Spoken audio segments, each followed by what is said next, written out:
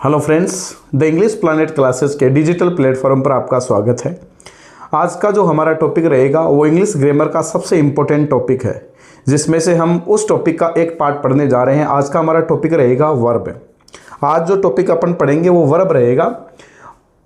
English के अंदर एक जो सेंटेंस होता है, अपन लोग सभी जानते हैं कि इंग्लिश के अंदर जो एक सेंटेंस होता है, एक सेंटेंस के अंदर इंग्लिश के अंदर जो बेसिक सा सेंटेंस होता है उसके अंदर 5 एलिमेंट होते हैं।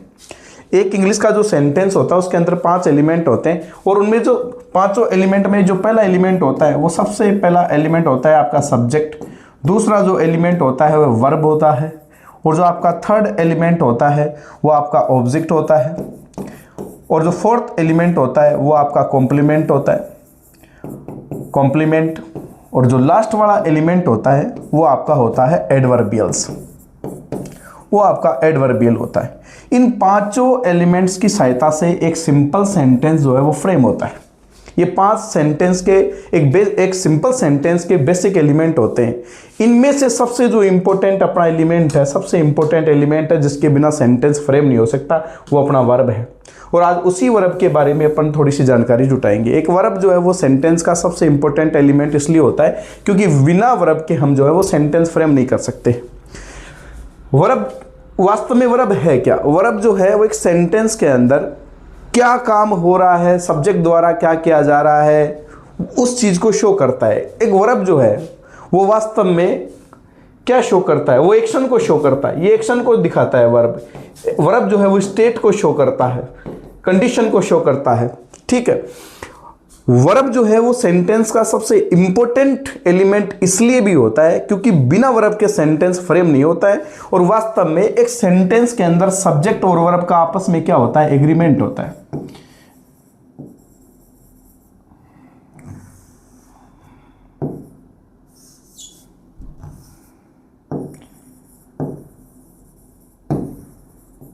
एक सेंटेंस के अंदर सब्जेक्ट का जो एग्रीमेंट होता है वो वर्ब के साथ होता है। हम बिना वर्ब के कोई सेंटेंस फ्रेम नहीं कर सकते। अब अपने पास जो टॉपिक है वर्ब, उसके अंदर कुछ बातें अपन पढ़ेंगे कि वर्ब जो है वो ग्रामर का सबसे इंपॉर्टेंट टॉपिक है। ये बात मैंने आपको भी बताई थी कि ग्रामर के अंदर जो सबसे इंपॉर्टेंट टॉपिक है उनमें से आपका वर्ब जो है वो सबसे महत्वपूर्ण टॉपिक है। क्यों? क्योंकि सारी इंग्लिश की ग्रामर जो है वर्ब के ऊपर डिपेंड करती है। एक सिंपल सेंटेंस जो होता है उसमें 5 एलिमेंट्स होते हैं, जो भी अपन ने बात करी थी, जिसमें पहला एलिमेंट होता है सब्जेक्ट आपका, दूसरा वर्ब होता है, तीसरा ऑब्जेक्ट होता है, फिर कॉम्प्लीमेंट होता है, एडवर्बियल होता है। उनमें से सबसे इंपॉर्टेंट जो एलिमेंट होता है ना वो वर्ब ही होता है। ये आपका जो एलिमेंट है वो सबसे इंपॉर्टेंट एलिमेंट है और इसका एक और नाम होता है, वर्ब का एक और नाम होता है, इसे प्रेडिकेटर भी बोला जाता है। वर्ब का ही नाम क्या होता है? प्रेडिकेटर भी कहा जाता है इसे। वर्ब का ही नाम क्या होता है? प्रेडिकेटर होता है। ये एक सिंपल सेंटेंस के 5 एलिमेंट्स होते हैं जिनमें सबसे इंपॉर्टेंट जो एलिमेंट होता है वो वर्ब होता है, क्योंकि बिना वर्ब के सेंटेंस फ्रेम नहीं होता। उसी के बारे में आज अपन बेसिक जानकारी पढ़ेंगे। वर्ब के 2 प्रकार है। यदि देखा जाए बेसिकली वर्ब के 2 प्रकार है। पहला प्रकार है लेक्सिकल वर्ब्स और दूसरा है ऑक्सिलरी वर्ब्स। अब आप के लिए नया नाम हो सकता है लेक्सिकल वर्ब क्या होती है? वास्तव में मेन वर्ब को ही लेक्सिकल वर्ब कहा जाता है। इसी लेक्सिकल वर्ब को मेन वर्ब कहा जाता है, इसी को प्रिंसिपल वर्ब भी कहा जाता है और इसी को जो है वो चीफ वर्ब्स भी कहा जाता है। चीफ यानी सबसे इंपॉर्टेंट, प्रिंसिपल यानी सबसे इंपॉर्टेंट और मेन यानी मुख्य क्रिया, इसी को लेक्सिकल वर्ब कहा जाता है। एक तो अपनी होती है मेन वर्ब, उसी का नाम लेक्सिकल वर्ब है, उसी का नाम प्रिंसिपल वर्ब और उसी का नाम चीफ वर्ब है। और दूसरे अपने पास होती है ऑक्सिलरी वर्ब, और ऑक्सिलरी वर्ब का ही नाम क्या होता है? हेल्पिंग वर्ब, जिसे हिंदी में क्या बोला जाता है? हिंदी में से बोला जाता है सहायक क्रिया। ये 2 कैटेगरी अपने पास होती है। बेसिकली वर्ब की 2 कैटेगरी है, मेन वर्ब और दूसरी हेल्पिंग वर्ब।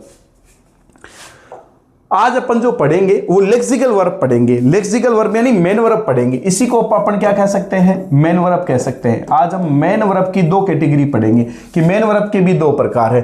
पहला प्रकार जो है वो रेगुलर वर्ब है और दूसरा प्रकार इर्रेगुलर वर्ब है।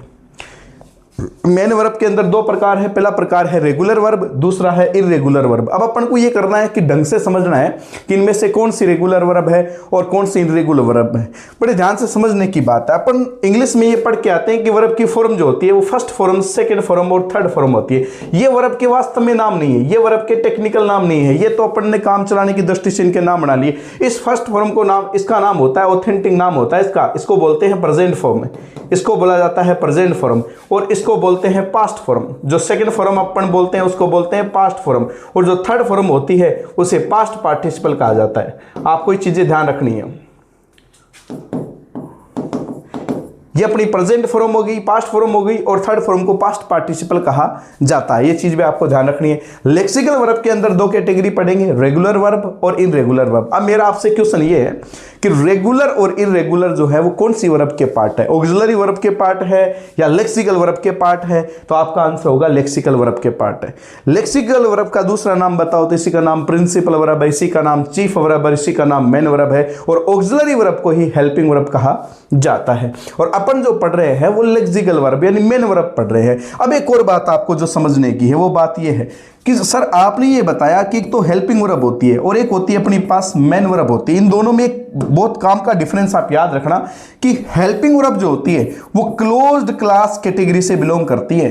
इनकी संख्या जो है वो इच्छानुसार बढ़ाई नहीं जा सकती है, ना कम करी जा सकती है। इनके संख्या जो है वो फिक्स होती है, जबकि मेन वर्ब की संख्या जो है वो इंडेफिनेट होती है। ये संख्या जो है वो निश्चित नहीं होती है, इसीलिए ये ओपन क्लास कैटेगरी के अंदर है। एक और क्वेश्चन अपना यहां से बनता है कि लेक्सिकल वर्ब जो है वो कौन सी कैटेगरी में आती है? तो अपना आंसर क्या हो जाएगा कि लेक्सिकल वर्ब जो है वो हमेशा ओपन क्लास कैटेगरी के अंदर आती है। ऑक्सिलरी वर्ब कौन सी कैटेगरी के अंदर आती है? तो ऑक्सिलरी जो वर्ब है वो क्लोज क्लास कैटेगरी के अंदर आती है। What is the difference between open class category and close class category? तो डिफरेंस ये है कि क्लोज क्लास कैटेगरी के अंदर जो भी चीज है उसकी जो नंबर्स होते हैं, संख्या जो होती है वो फिक्स होती है, जबकि ओपन क्लास कैटेगरी के अंदर जो है वो संख्या जो है वो आवश्यकता अनुसार घटाई बढ़ाई भी जा सकती है। तो अपन जो लेक्सिकल वर्ब पढ़ रहे हैं इनकी संख्या जो है वो इंडेफिनेट होती है और ये आवश्यकता अनुसार जो है वो घटाई भी जा सकती है और बढ़ाई भी जा सकती है, इसीलिए इनको ओपन क्लास कैटेगरी में रखा गया है।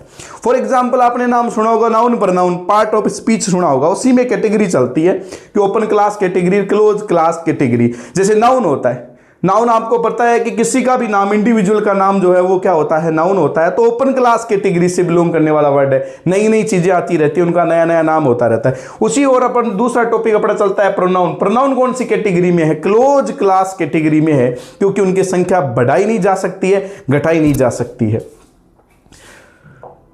अपने पास पहला है रेगुलर वर्ब। रेगुलर वर्ब कौन कौन सी वर्ब होती है? बड़े ध्यान से देखना है, आपको अच्छे से समझना है। ऐसी वर्ब जिसकी पास्ट फॉर्म बोले तो वर्ब की सेकंड फॉर्म, और past participle form, past participle बोले तो वर्ब की थर्ड फॉर्म। ऐसी वर्ब जिसकी सेकंड फॉर्म और तो थर्ड फॉर्म दोनों में क्या है? ईडी आए, कि जिसकी सेकंड फॉर्म में ईडी आए और थर्ड फॉर्म में भी क्या है? ईडी आए, उसे रेगुलर वर्ब कहा जाता है। जिसकी सेकंड और थर्ड फॉर्म दोनों में ईडी आए उसे रेगुलर वर्ब कहा जाता है। फॉर एग्जांपल ये फर्स्ट फॉर्म है किल, इसकी सेकंड फॉर्म क्या हो गई है? किल। इसमें क्या आ रहा है? ईडी, और इसमें भी क्या आ रहा है? ईडी। इसका मतलब ये कैसी वर्ब है? ये अपनी रेगुलर वर्ब हो गई है। दूसरा एग्जांपल रिप्लाई, रिप्लाइड और रिप्लाइड, इसमें लास्ट में क्या आया? ईडी, इसमें लास्ट में क्या आया? ईडी। दोनों में, सेकंड में और थर्ड में, दोनों में क्या आना चाहिए? आपका ईडी आना चाहिए। यदि ईडी आ रहा है तो इसका मतलब वो वर्ब कैसी कैटेगरी में आ रही है? रेगुलर की कैटेगरी में आ रही है। प्ले हो गया, प्लेड, सेकंड फॉर्म प्लेड और थर्ड फॉर्म क्या होगी? प्लेड। इसमें भी ईडी और इसमें भी ईडी, इसका मतलब ये भी कौन सी वर्ब है? आपकी रेगुलर वर्ब है। फिर अपने पास दूसरा आता है इनरेगुलर वर्ब्स। यहां से आपको और भी ज्यादा ध्यान से समझना है, क्योंकि रेगुलर वर्ब तो अपनी जो है वो पड़ी हुई होती है, आपको पता है, ईडी लगा के अपन फ्रेम करते रहते हैं। इनरेगुलर वर्ब कौन सी होती है? ऐसी वर्ब जिसकी पास्ट फॉर्म यानी कि सेकंड फॉर्म और पास्ट पार्टिसिपल फॉर्म यानी कि थर्ड फॉर्म में ईडी नहीं आए, यानी जो सेकंड और थर्ड फॉर्म है उसमें ईडी नहीं आए, तो अपनी इनरेगुलर वर्ब होती है। दोनों में एक डिफरेंस याद रखो आप, एक ही डिफरेंस है। वो डिफरेंस कौन सा है? वो डिफरेंस ये है कि रेगुलर में सेकंड थर्ड फॉर्म में ईडी का पैटर्न बनता है, जबकि इनरेगुलर में सेकंड और थर्ड फॉर्म में ईडी नहीं आ रहा है। हो सकता है सेकंड फॉर्म में आई, हो सकता है थर्ड फॉर्म में आए, लेकिन दोनों में नहीं आएगा कंटिन्यूअसली। और इनरेगुलर वर्ब के बारे में एक और बात आपको ध्यान रखनी है। एक बात तो हो गई कि ईडी का पैटर्न फॉलो नहीं होता है, दूसरी बात सेकंड और थर्ड फॉर्म अलग अलग होती है। जब ईडी का पैटर्न फॉलो नहीं होगा तो सेकंड और थर्ड फॉर्म अपने आप ही अलग अलग हो जाएगी। तीसरी जो सबसे इंपॉर्टेंट बात यह है, वेरी वेरी इंपॉर्टेंट बात ध्यान रखना, तीनों फॉर्म सेम भी हो सकती हैं। जिसकी तीनों फॉर्म सेम भी होती है वो भी कौन सी वर्ब होती है, वो भी इर्रेगुलर वर्ब होती है, जिसकी तीनों फॉर्म सेम होती है। फॉर एग्जांपल जैसे मैंने लिख दिया कट, फिर मैंने लिख दिया कट और कट, तो ये इसकी तीनों फॉर्म सेम है। इसका मतलब ये कौन सी वर्ब की कैटेगरी में है, ये इर्रेगुलर वर्ब की कैटेगरी के अंदर है। इसके एग्जांपल देखिए आप, फर्स्ट फॉर्म गो, फिर सेकेंड फॉर्म वेंट और थर्ड फॉर्म गॉन। इसका मतलब इसकी सेकेंड और थर्ड फॉर्म तीनों, इसकी जो तीनों फॉर्म है वो अलग अलग है। इसका मतलब कौन सी कैटेगरी में है, ये इर्रेगुलर की कैटेगरी में है। सर ये इर्रेगुलर क्यों है, रेगुलर क्यों नहीं है? क्योंकि यदि ये रेगुलर होती तो इसकी सेकेंड फॉर्म में क्या आता, ईडी आता, थर्ड फॉर्म में भी क्या आता, ईडी आता। सेकेंड अपने पास में राइट की रोट रिटन हो गया, इसकी भी तीनों फॉर्म अलग अलग है। सो सोड, अब यहां देखो डी दिख रहा है आपको लेकिन ईडी नहीं है, और यहां सोन है इसकी थर्ड फॉर्म। फिर कट कट कट हो गया आपका ब्लीड, रक्तस्राव होना, खून बहना, ब्लीड ब्लेड ब्लेड हो गया है आपका। अब आप ये मत सोच लेना, अब आप ये मत सोच लेना कि सर इसमें ईडी लगा हुआ है, इसमें ईडी लगा हुआ है तो ये जो है वो रेगुलर वर्ब हो गई है। यदि अपन इस ईडी को हटा देंगे तो अपने पास में वर्ड ही नहीं बचेगा, अपने पास में वर्ड ही नहीं बचेगा, अपने पास वर्ड नहीं बचेगा। ये जो फॉर्म बनी है वो वास्तव में देखा जाए इसका एक वोवल गायब करने से बनी है, क्योंकि अपने पास जो ऑथेंटिक वर्ड है वो अपने पास ओरिजिनल जो मेन जो वर्ड है वो अपने पास इस, ये जो फर्स्ट फॉर्म है ये अपने पास ब्लीड है, और उसकी सेकंड फॉर्म बनाने के लिए हमने क्या किया है, एक ई को गायब किया है, तो इसमें ईडी नहीं फॉर्म हो रहा है। यदि ईडी को निकाल देंगे तो अपने पास में वर्ड ही नहीं बचेगा। इसका मतलब ये भी क्या है, इरेगुलर है। वेरी वेरी इंपॉर्टेंट आपके लिए एक और बात, वर्ब की जो फर्स्ट फॉर्म होती है, जो प्रेजेंट फॉर्म होती है, उसी का नाम डिक्शनरी फॉर्म भी होता है। फर्स्ट फॉर्म का नाम डिक्शनरी फॉर्म होता है, सेकंड का नाम पास्ट पार्टिसिपल होता है, सेकंड का नाम पास्ट फॉर्म होता है, थर्ड का नाम पास्ट पार्टिसिपल होता है। ध्यान रखना, कोई आपसे पूछ ले कि बताओ डिक्शनरी फॉर्म किसे कहा जाता है, तो वर्ब की फर्स्ट फॉर्म का ही नाम डिक्शनरी फॉर्म होता है। ध्यान रखना।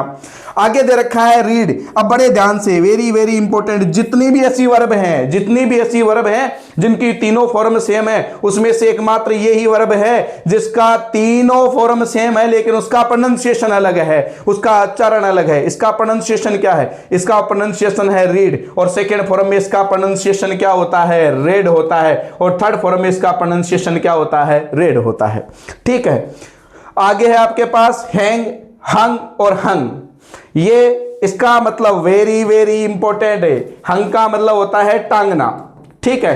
हैंग, हंग और हंग तीनों फॉर्म जो है उसमें आप देखोगे इसकी फर्स्ट फॉर्म तो हैंग है और सेकेंड और थर्ड फॉर्म सेम है, लेकिन ईडी का पैटर्न फॉलो नहीं हो रहा है। इसका मतलब ये भी कौन सी कैटेगरी में है, इर्रेगुलर। ये सारी क्या है, इर्रेगुलर फॉर्म है। आगे अपने पास है एक और पॉइंट, अपने पास कुछ ऐसी वर्ब भी होती है, कुछ ऐसी मेन वर्ब भी होती है जो दोनों प्रकार से काम करती है, जो रेगुलर भी होती हैं और इनरेगुलर भी होती है, जिनकी दोनों ही फॉर्म ग्रामर में एक्सेप्टेबल होती है, एक्सेप्ट किया जा सकता है, उनका भी आपको ध्यान रखना है। जैसे कुछ वर्ब मैंने लिखी है, जैसे ड्रीम है, वो यदि रेगुलर में होगी तो इसके साथ ईडी लगा हुआ है तो ड्रीम्ड हो गया है, ठीक है। और यही यदि इरेगुलर में होगी तो इसका ड्रीम्ड और ड्रीम्ड भी सही है। ये तो अपने पास में कौन सा है, इरेगुलर वाला पैटर्न है, और ये कौन सा पैटर्न है, रेगुलर है। तो ड्रीम की रेगुलर और इरेगुलर दोनों फॉर्म बनाई जा सकती है। अगला जो है अपने पास कोस्ट, कोस्टेड भी होता है, और कोस्ट भी होता है, ठीक है। फिर लर्न है, लर्न भी होता है, और लर्नट भी होता है। फिट तीनों भी होता है। ध्यान से समझने की बात है। फिट यदि फिट हो रहा है तो अपने पास इरेगुलर है, और फिटेड हो रहा है तो रेगुलर है। वेरी वेरी इंपॉर्टेंट, पीछे मैंने आपको इंपॉर्टेंट का निशान लगवाया था, दोबारा इंपॉर्टेंट का इधर देखेंगे, इधर अपना लिखा हुआ है हैंग, इसका मतलब होता है टांगना, हैंग, हंग और हंग होता है। उसी प्रकार दूसरा अपने पास मिलता जुलता है हैंग। देखो इधर देखोगे आप, इधर आप देखोगे तो फर्स्ट फॉर्म तो दोनों की सेम है, लेकिन आगे देखो क्या लिखा हुआ है, हैंग, इसकी हैंग्ड, और हैंग्ड इसका मतलब होता है फांसी पर टांगना, फांसी पर लटकाने को हैंग्ड बोला जाता है। First form, there is no difference between first form of these words, but there is completely difference between second and third form and the meaning of the verbs also। यहां लिखा हुआ है हैंग, हंग, हंग, और इधर अपना लिखा हुआ है हैंग, हैंग्ड, हैंग्ड। ध्यान रखना, इसका मतलब होता है फांसी पर टांगना। कितनी बार क्वेश्चन पूछा हुआ है। इसी को ऐसे भी लिखा जा सकता है हैंग, हंग और हंग। बड़े ध्यान से समझने की बात है कि दोनों रूपों में ये फॉर्म जो है वो चलती है। ये अपना कुछ मेजर डिफरेंस रहा किसके अंदर, वर्ब्स की कैटेगरी के अंदर। फिर आगे है क्विट। क्विट, क्विटेड भी होता है और क्विट भी होता है, जिसका मतलब होता है रोक देना, एक बार बंद कर देना सब कुछ। फिर ब्रंड भी होता है, ब्रंट भी होता है। प्रूव्ड भी होता है और प्रूवन भी होता है, साबित करना। रिड यानी छुटकारा पाना, रिडेड भी होता है और रिड भी होता है। ये तीनों फॉर्म सेम है इसकी। लाइट, वेरी इंपॉर्टेंट, लाइट रोशनी कर देना, उजाला कर देना। लाइटेड भी होता है और लिट भी होता है। दोनों ही एक्सेप्टेबल है, ध्यान रखना। ये जो